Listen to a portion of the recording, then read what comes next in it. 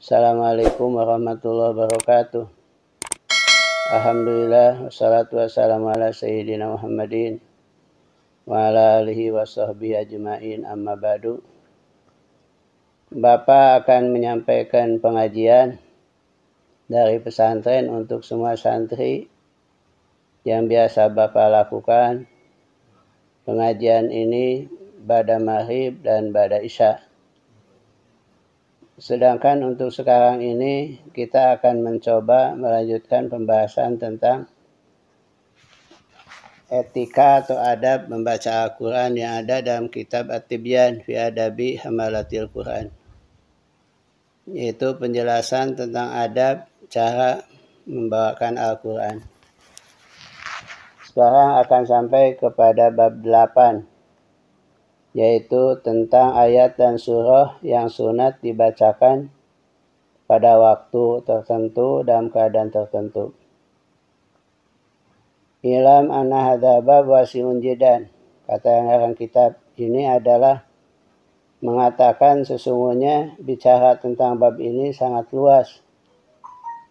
La yumkin as'ulu likathrati ma ja'a fihi. Tidak mungkin bisa menghitungnya karena saking banyaknya. Walakin nusyiru ila tharihi. Tetapi saya akan mengisyaratkan kepada yang paling banyak itu. Aw kathirin, atau yang banyak minhu daripada. Quran bi ibaratin wajizatin, dengan pembahasan yang sangat ringkas. Jadi artinya kita akan mencoba bahasan ini secara ringkas. Karena kalau bicara tentang surat dan ayat yang harus dibaca dalam keadaan tertentu atau waktu tertentu sangat banyak. Fa inna athara alladhina dzkuru fihi ma'rufun li khassa wal ammah. Adapun ayat ini atau surat ini bisa disampaikan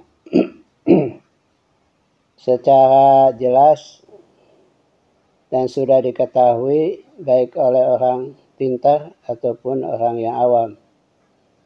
Walihada la adzkuru adilah fi atharihi. Oleh karena itu kami tidak akan menjelaskan tentang dalil-dalilnya. Yang penting bahwa kita ini dianjurkan sekali untuk membaca Quran. Baik itu seperti misalkan di bulan Ramadan pada 10 terakhir atau pada malam-malam ganjil di bulan Ramadan. Wa min dzalika al-ashra awal min Dzulhijjah. Dan daripada itu adalah tanggal 1 sampai 10 Dzulhijjah. Pada hari Arafah, pada hari Jumat, salat subuh, pada waktu malam dan lain sebagainya. Itu adalah ada kehususan-kehususan supaya kita mendapatkan keutamaan untuk membaca ayat atau surat tertentu. Wa yang bagi ayu hafidhu ala qiraati Yasin wa Waqiah wa Tabarok. Oleh karena itu kita selayaknya untuk selalu membaca surat Yasin, surat Waqiah, dan surat Tabarok. Jadi artinya yang harus kita baca secara berulang-ulang, baik siang ataupun malam, apalagi dalam keadaan tertentu, atau dalam posisi kita sedang di mana atau lagi apa. Apabila kita ingin semua itu dimudahkan akan mendapatkan kebaikan dan keunggulan, maka dianjurkan baca surat Yasin, surat Waqiah, surat Tabarok. Jadi artinya ini adalah sifatnya umum. Kalau ada masalah, ada sesuatu, ada keinginan, bacalah 3 surat tadi, yaitu Yasin, Al-Waqiah, dan Tabarok. Atau surat Al-Muluk. Faslun, ini adalah satu fasal. As-sunatu, yang sunat, ayakro'a fi sholati subhi. Sunat hendaknya membaca pada waktu salat subuh, yauma Jum'ati, dari Jum'ah, ba'da fatihati, salat fatihah, fi raqatil ula surah alif lam mim tanzil bikamaliha. Wa tsaniyati dalam rakaat yang kedua hal ata ala insani bikamaliha. Jadi artinya kalau kita melaksanakan sholat subuh dari Jumat, maka setelah Al-Fatihah itu dianjurkan membaca alif lam mim tanzil secara sempurna dari ayat pertama sampai selesai. Sedangkan untuk rakaat keduanya adalah hal ata alal insan, yaitu surat hal ata alal insan sempurna dari awal sampai selesai. Kata yang akan kitab ini, wala yaf'alu ma yaf'alu katsirum min a'immatil masajid min al-ittisal ala ayatin min kulli wahidatin minhuma. Menurut Imam An-Nawawi bahwa tidak disenangi yang biasa dilakukan oleh para imam masjid, yaitu yang selalu membaca surat itu tidak sempurna. Misalkan diambil sebagian dari surat alif lam mim tanzil, diambil juga pada surat hal ata ala insani, tidak diselesaikan sampai selesai, sampai akhir ayat. Misalkan juga kita membaca potongan-potongan ayat yang ada dalam surat yang panjang. Ini adalah menurut Imam Nawawi, boleh-boleh saja kita membaca ayat-ayat pilihan untuk setiap rakaat, baik awal ataupun yang kedua. Tapi yang lebih diutamakan menurut Imam An-Nawawi bahwa baca Quran dalam surat itu adalah secara utuh, secara sempurna dari ayat pertama sampai selesai. Ini sunnahnya atau keutamaannya. Tapi toh kalaupun kita tidak membaca ayat Al-Quran secara utuh dari ayat pertama sampai selesai, boleh dan sah hukumnya, tetapi tidak mendapatkan keutamaan.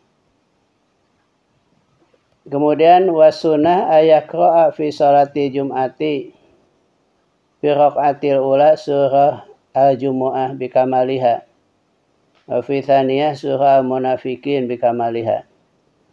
Dan sunat pada waktu kita melaksanakan sholat Jumat, surat yang dibacakannya adalah surat al-jumu'ah pada rakaat yang pertama, dan membacakan surat al-munafiqin pada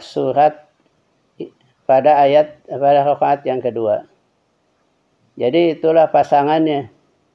Di waktu salat Jumat itu, rakaat pertama surat al-jumu'ah, kemudian rakaat kedua surat al-munafiqin. Idza ja'aka munafiquna qalu nashhadu innaka rasulullah, dan seterusnya. Kemudian kalau mau, kata yang akan kitab ini adalah rakaat pertama di salat Jumat itu sabbih isma rabbikal a'la. Sedangkan untuk rakaat kedua adalah hal ataka hadisul ghasyiyah. Maka ini adalah pilihan kedua bagi mereka yang tidak bisa menghafal surat al-jumu'ah dan surat al-munafiqun. Misalkan juga pada waktu tadi disebutkan bahwa salat subuh di salat Jumat, salat subuh pada hari Jumat itu adalah rakaat pertama alif lam mim tanzil, rakaat kedua hal ata alal insan.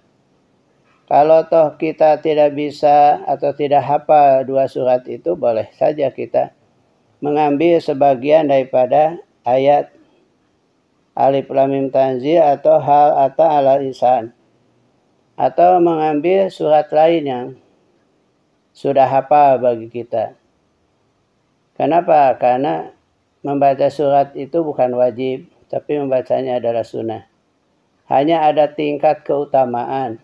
Seperti kalau pada sholat subuh dari Jumat itu membaca alif lam mim tanzil sampai selesai dari ayat pertama. Kemudian membaca hal ata alal insan, membaca surat hal ata alal insan. Kemudian disebutkan juga begini di sini, wasunah fi sholatil id Yang sunnah di sholat id pada rakaat pertama adalah surat Qaf. Kemudian wa fi tsaniyah, dan di rakaat kedua adalah surat Iqtarabatis Sa'ah. Iqtarabatis Sa'ah. Jadi artinya pada waktu kita sholat id, baik Idul Adha ataupun Idul Fitri, maka dalam surat yang harus dibaca ketika sholat id itu rakaat pertama adalah surat Qaf. Dan yang kedua ada Iqtarabatis Sa'ah. Dari mulai sampai selesai. Tapi kalau kita misalkan tidak hafal atau tidak mampu untuk membacakan dua surat tadi, boleh juga kita menggantinya dengan rakaat pertama adalah Sabbi Isma Rabbikal A'la, dan untuk rakaat kedua adalah membaca Hal Ataka. Dan masing-masing kita membacanya sampai selesai. Artinya tidak dibaca sebagian. Kemudian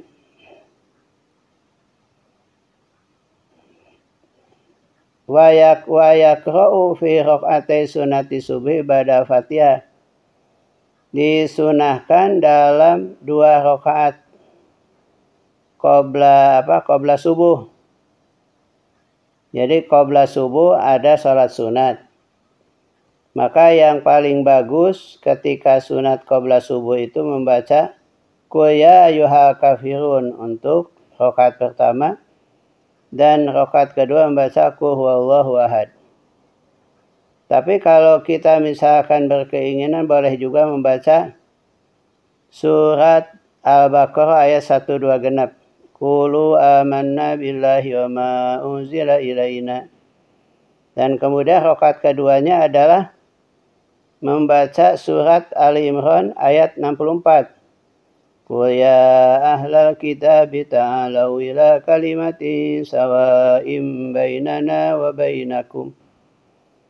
Nah, itu adalah menurut satu riwayat, dan itu adalah sahih, dan itu adalah dilakukan juga oleh baginda Rasulullah SAW. Wa yaqra'a fi sunnatil maghrib fil ula. Sedangkan pada salat maghrib kita dianjurkan untuk qobliyahnya adalah Qul ya ayyuhal kafirun untuk rakaat pertama, dan Qul huwallahu ahad untuk rakaat kedua. Dan demikian pula disunahkan membacakan Qul ya ayyuhal kafirun dan Qul huwallahu ahad pada waktu kita melaksanakan salat sunat tawaf atau pada waktu melaksanakan salat sunat istikharah. Kemudian menurut Imam Nawawi, wa yaqra'a man autara bi thalasi raka'atin fi raka'ati ula Sabbi Isma Rabbikal A'la, wa fi tsaniyah Qul ya ayyuhal kafirun, wa fi tsalitsah Qul huwallahu ahad wa mu'awwidzatain. Artinya bahwa kita dianjurkan ketika kita melaksanakan witir 3 rakaat, maka rakaat yang pertama itu membaca Sabbi Isma Rabbikal A'la, dan rakaat keduanya membaca Qul ya ayyuhal kafirun. Sedangkan yang ketiganya adalah Qul huwallahu ahad ditambah dengan al-mu'awwidzatain. Qul a'udzu birabbil falaq dan Qul a'udzu birabbin nas. Ini disampaikan tentang surat yang harus dibaca pada rakaat kedua atau rakaat pertama adalah agar kita bisa melakukan sesuatu itu tidak berdasarkan keinginan kita, tapi kita melaksanakannya berdasarkan tuntunan yang pernah dicontohkan oleh baginda Rasulullah SAW. Tapi kalau kita tidak melaksanakan apa yang sudah disebutkan tadi, tidak apa-apa. Tapi minimal kita mengetahui bahwa ada yang dianjurkan pada waktu membaca surat di rakaat pertama, kedua, ketiga, dan seterusnya. Atau juga misalkan di sini disebutkan wa yustahabu ayaqra surat al-kahfi yauma jum'ah. Disunatkan kalau kita kedatangan hari Jumat atau misalkan hari Jumat sudah tiba, maka sunat dibacakan pada waktu tibanya hari Jumat, yaitu membaca surat Al-Kahfi. Karena menurut hadis disebutkan bahwa wa yusahabu ayakra'aha aidan lailata Jumat, bahwa membaca surat Al-Kahfi itu disunatkan pula dibacakan pada waktu malam Jumat. Dan dalil yang menyebutkan tentang sunnahnya membaca surat Al-Kahfi baik siang ataupun malam adalah hadis yang menyebutkan man qara'a surat Al-Kahfi lailata Jum'ah adha'a lahu minan nur bima bainahu baina baitil atiq. Siapa yang baca surat Al-Kahfi pada malam Jumat, maka Allah akan memberikan cahaya baginya antara dirinya dan Baitul Atiq, artinya Ka'bah. Jadi akan diberikan cahaya kepada dirinya sampai cahaya itu menembus Ka'bah. Jadi antara dirinya dengan Ka'bah itu terang menderang dengan cahaya yang Allah berikan kepada orang yang biasa membaca surat Al-Kahfi, terutama pada waktu malam Jumat. Kemudian menurut Wadakar Wadarimi hadisan fi istihbabi qiraati surat Hud. Menurut Imam Ad-Darimi dalam hadisnya sunnah membaca surat Hud pada hari Jumat. Kemudian juga disunahkan membaca Ali Imran pada hari Jumat. Jadi ternyata bukan hanya kita membacakan surat Yasin, bukan hanya membacakan surat Al-Kahfi. Ada lagi surat yang lain yang disunahkan dibaca pada hari Jumat, yaitu surat Hud dan juga surat Ali Imran. Saya teringat ketika saya berada di Maroko, mungkin 15 tahun yang lalu, pada hari Jumat itu di Maroko selalu membiasakan membaca surat Ali Imran dari awal sampai selesai. Dilaksanakannya bacaan itu adalah sebelum tiba waktu zuhur. Kemudian wa yaqra kulla lailatin idza awa ila firashihi. Disunatkan apabila kita akan tidur, akan merebahkan badan di kasurnya, wa yaqra mu'awwidhatain akibat kulli salatin, dan membacakan surah Qul a'udzu birabbil falaq, Qul a'udzu birabbin nas pada setiap melaksanakan sholat. Artinya selesai melaksanakan sholat, maka kita disunahkan untuk membaca Qul a'udzu birabbil falaq, Qul a'udzu birabbin nas. Jadi kita membacanya pada waktu akan tidur, dibacakannya juga selesai melaksanakan sholat. Dan qala berkata Uqbah bin Amir radhiyallahu an, amarani telah menyuruh kepada saya Rasulullah SAW an aqra'al mu'awwidhatain dubura kulli salatin. Kata Uqbah bahwa Rasul telah menyuruh kepada dirinya supaya membaca al-mu'awwidhatain Qul a'udzu birabbil falaq dan Qul a'udzu birabbin nas setiap selesai melaksanakan sholat. Artinya selesai melaksanakan sholat wajib gitu. Jadi ini adalah yang suka diwiridkan oleh kita, ternyata ada juga dalil yang menyebutkan bahwa itu adalah sunnah. Kemudian lagi disunatkan yustahabu ayaqra'a inda naum ayat al-kursi. Ketika kita akan tidur juga disunahkan untuk membaca ayat kursi. Jadi sebelum tidur baca Allahu la ilaha illallahul hayyul qayyum la ta'khudhuhu sinatun wa la naum dan seterusnya. Dan insya Allah bagi orang yang membiasakan membaca ayat kursi sebelum tidur, maka dia akan aman, akan dijaga, akan dijauhkan dari godaan orang yang menggoda, ataupun godaan daripada orang-orang yang ingin melampiaskan kebenciannya. Dan dia sudah terlanjur hasud kepada kita. Maka jagalah diri kita dengan sering membaca ayat kursi, qul huwallahu ahad, dan al-mu'awwidzatain. Wa akhir surah Al-Baqarah, dan membacakan akhir surat Al-Baqarah. Jadi kita membaca pertama Al-Fatihah. Sampai Al-Fatihah itu dibacakan ulaika ala hudan mir rabbihim wa ulaika humul muflihun.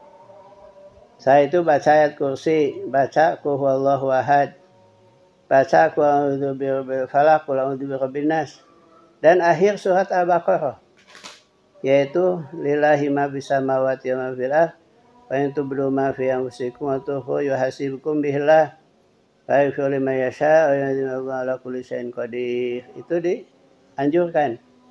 Jadi ketika kita akan tidur itu supaya kita terjaga, terpelihara, bacalah surat Al-Fatihah. Bacalah awal surat Al-Baqarah sampai ulaika ala hudan mir rabbihim wa ulaika humul muflihun. Kemudian yang ketiga, baca ayat kursi. Dan yang keempat, kelima, keenam adalah membaca qul huwallahu ahad, Allahus samad, lam yalid wa lam yulad wa lam yakul lahu kufuwan ahad. Kemudian membaca qul a'udzu birabbil falaq, qul a'udzu birabbin nas, dan akhir surat Al-Baqarah. Dan ini ada sebagian daripada bacaan yang sangat penting yang kita baca dan sangat diutamakan untuk bersungguh-sungguh membacanya agar kita ini dijaga oleh Allah Subhanahu wa taala dari upaya dan usahanya orang hasud pada kita. Kemudian Rasulullah bersabda, al-ayatani min akhir surah Baqarah man qara'ahuma fi lailatin kafatah. Dua ayat pada akhir surat Al-Baqarah, bila kita membacanya, dua ayat itu fi lailatin, pada setiap malam, kafatahu, maka Allah akan memberikan kecukupan kepadanya. Artinya Allah akan mencukupkan segala masalah, segala keinginan, segala rencana. Qala jama' min ahlil ilmi kafatahu an qiyamil lail, diberikan kecukupan daripada qiyamul lail. Jadi artinya kalaupun kita tidak qiyamul lail, tidak melakukan tahajud, maka dengan bacaan itu sudah mengcover. Dan waqala ahurun, dan berkata ulama lain, kafatahul makruh fil lailati, maka akan ditanggungnya apapun yang dia tidak inginkan atau dia benci pada malam itu. Maka semua itu tidak akan menimpa kepada kita. Kita akan dijaganya oleh Allah Subhanahu wa taala karena sering kita mendawamkan, membiasakan bacaan-bacaan tadi. Kemudian Aisyah radhiyallahu anha Nabi sallam kana kulla lailatin yaqra'u qul huwallahu ahad wa mu'awwidzatain. Kata Siti Aisyah bahwa Rasulullah SAW tiap malam itu selalu membaca qul huwallahu ahad dan membaca qul a'udzu birabbil falaq wa a'udzu birabbin nas. Faqad qadam fi fasin fil Quran. Kemudian pada bahasan yang sudah lalu sudah disampaikan bahwa setelah membaca qul huwallahu ahad, qul a'udzu birabbil falaq, dan qul a'udzu birabbin nas, dalam hadis itu disebutkan bahwa Rasulullah meniupkan kepada dua telapak tangannya. Setelah itu diusapkan ke seluruh tubuhnya. Diutamakan dari depan dulu dan seluruh tubuh yang kejangkau oleh dua tangannya. Apabila Rasulullah sudah tidak kuat, kemudian karena beliau sakit, maka kebiasaan membaca itu dilakukan oleh Siti Aisyah. Jadi artinya Siti Aisyah yang membaca kulhu, qul a'udzu birabbil falaq, qul a'udzu birabbin nas, kemudian ditiupkan ke seluruh tubuhnya oleh Siti Aisyah kepada baginda Rasulullah SAW. Kemudian Ruya Warawa Ibnu Abi Daud bisnadihan Ali radhiyallahu anhu qala ma kuntu ara ahadan yaqilu dakhala fil Islam yanamu hatta yaqra ayat al-kursi. Kata Rasul, kata Sayyidina Ali karramallahu wajhah, tidaklah aku melihat seseorang yang berakal ketika dia masuk ke dalam agama Islam saat tidur membaca ayat kursi. Jadi itulah tanda orangnya berakal. Kalau dia sudah agama Islam, sebelum tidur membiasakan baca ayat kursi. Wan Ali radhiyallahu an aidun qala ma kuntu ara ahadan yaqilu yanamu qabla ayat salat awahim surat Al-Baqarah isnaduhu sahihun ala syarti Bukhari wa Muslim. Menurut Sayyidina Ali pula bahwa tidaklah aku melihat seseorang yang berakal tidur sebelum membaca ayat-ayat yang 3 pada akhir surat Al-Baqarah. Ini adalah isnadnya sahih. Hadis berdasarkan syarat daripada Bukhari dan Muslim. Jadi lillahi ma fis amana rasul bima unzila ilaihi min rabbih wal mu'minun kullun amana billahi wa malaikatihi wa kutubihi wa rusulihi la nufarriqu baina ahadin min rusulihi wa qalu sami'na wa ata'na ghufranaka rabbana wa ilaikal masih dan seterusnya. Jadi dibacakan 3 ayat terakhir di surat Al-Baqarah. Itu menandakan keberakalan seseorang yang masuk ke dalam agama Islam. Kemudian kata Uqbah bin Amir radhiyallahu anhu qala li Rasulullah la tamurru bika lailatun illa qara'ta fiha qul huwallahu ahad wa mu'awwidzatain. Fama atat alayya laylatun illa wa ana akrahunna. Telah berkata kepadaku Rasulullah, kata Uqbah, tidaklah melewati kepadamu satu malam kecuali kamu membaca di malam itu qul huwallahu ahad wa mu'awwidzatain. Fama atat alayya lailatun illa wa ana akrahuna. Tidaklah malam itu tiba kecuali saya membacakan di malam itu adalah qul a'udzu birabbil falaq, qul a'udzu birabbin nas dan qul huwallahu ahad. Saya kira itu satu lagi ya. An Ibrahim ana qala kanu ibuna yaqra'u haula iswa kula lailatin. Talasa marratin 3 kali Allahu ahad Allahu samad 3 kali.